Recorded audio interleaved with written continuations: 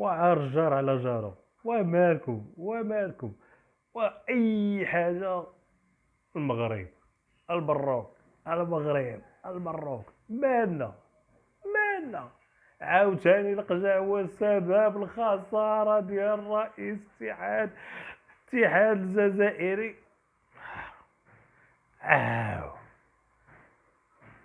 والاعلام ديالكم تبارك الله منور.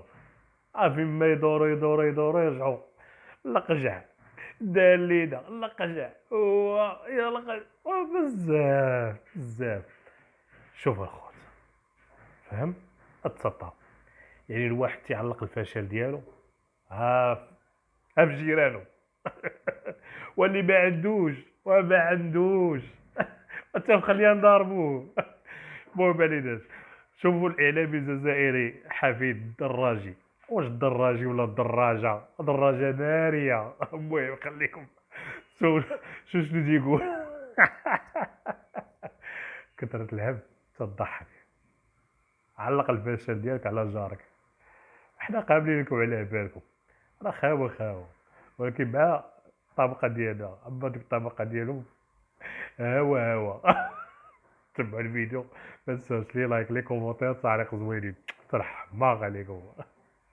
بالنسبة إلينا أيضا كان انتخابات المجلس التنفيذي للاتحاد القاري لكرة القدم التي تمت البارحة في العاصمة الإيفوارية أبيجان، والتي خسر فيها ممثل الجزائر السيد جهيد زفزاف الرهان كما كان متوقع ومنتظر، لأن غالبية المتتبعين في الجزائر وفي أفريقيا كانوا يتوقعون مثل هكذا خسارة بالنسبة لرئيس الاتحاد الجزائري لكرة القدم، رغم الدعم الذي لقيه من رئيس الاتحاد الإفريقي باتريس موتسيبي. قد يبدو هذا غريبا وجديدا بالنسبة إليكم، ولكن حسب الأصداء من داخل الهيئة القارية لكرة القدم فإن باتريس موتسيبي وقف مع جهيد زفزاف من أجل أن يصبح عضوا. وقف لأسباب يطول شرحها بكل حال، لأسباب تتعلق بالجزائر أكثر مما تتعلق بجهيد زفزاف.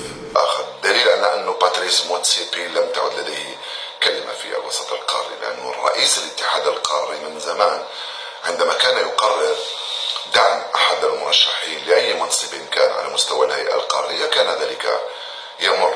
هذه المرة بالرغم من الدعم الذي لقيه من باتريس موتسيبي إلا أنه لم يتحصل سوى على 15 صوتا، ما يعني أن باتريس موتسيبي لم يعد له وزن على مستوى الهيئة القارية لكرة القدم. كان الكثير من المتتبعين في الجزائر يدعون رئيس الاتحاد الجزائري إلى عدم الترشح حفظا لماء الوجه. إذ لم تكن متأكد من حصولك على غالبية الأصوات فكان من المفروض أن لا يترشح، مثل ما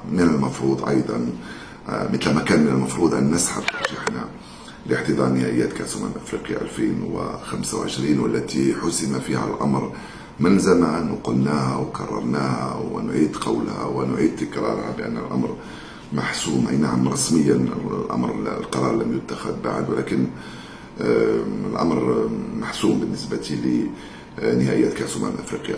فقط حبيت نقول بأنه خسارة زفزاف البارحة لم تكن مجرد خسارة ولا مجرد فشل يتعلق بشخص بعينه برئيس الاتحاد، ولكن هو فشل منظومة رياضية وفشل منظومة كروية وفشل لمن تدخل في انتخابات الاتحاد الجزائري لكرة القدم قبل سنة من اليوم وعين تقريبا رئيس الاتحاد الجزائري. تحدث عن المسؤول السياسي الذي تدخل، وأتحدث عن التدخلات الأخرى على مستويات تعرفونها جيدا، والتي أصرت على أن يكون رئيس الاتحاد الجزائري جهيد زفزاف وليس أي شخص آخر من داخل المنظومة أو من خارجها. نحن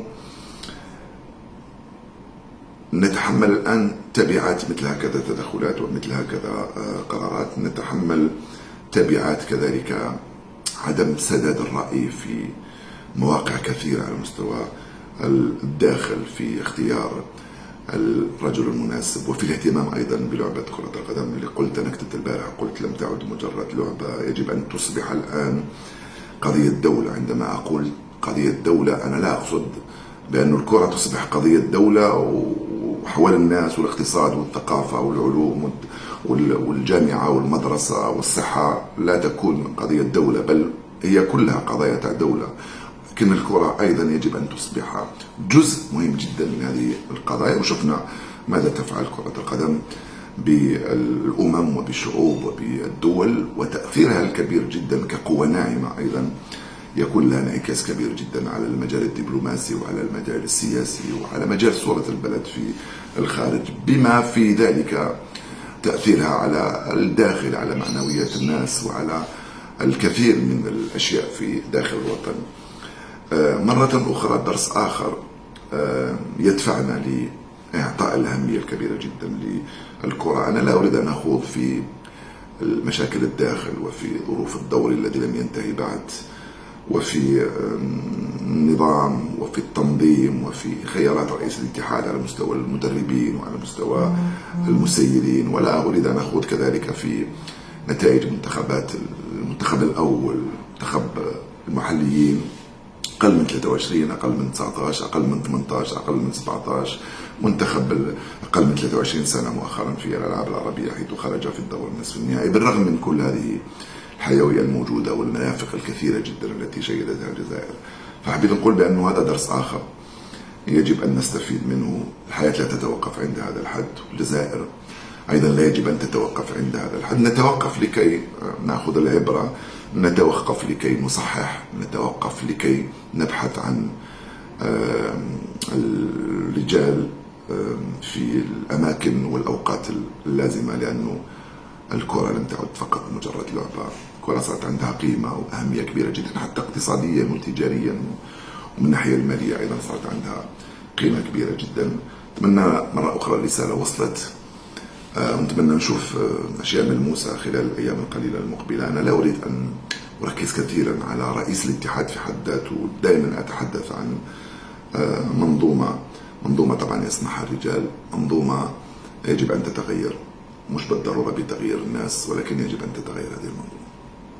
واش يضرك وتخلي المامي يدوز، خلينا خاوة بارك عليك، كنتي زوين وهادي، كنتي من محبوب على الجمهور مغربي. اماك صاحبي، اماك صاحبي، الله يهديك والله يهديهم حتى يدينا كاملين.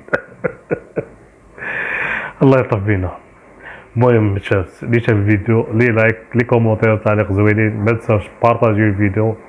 اخوتي الحماق عليك.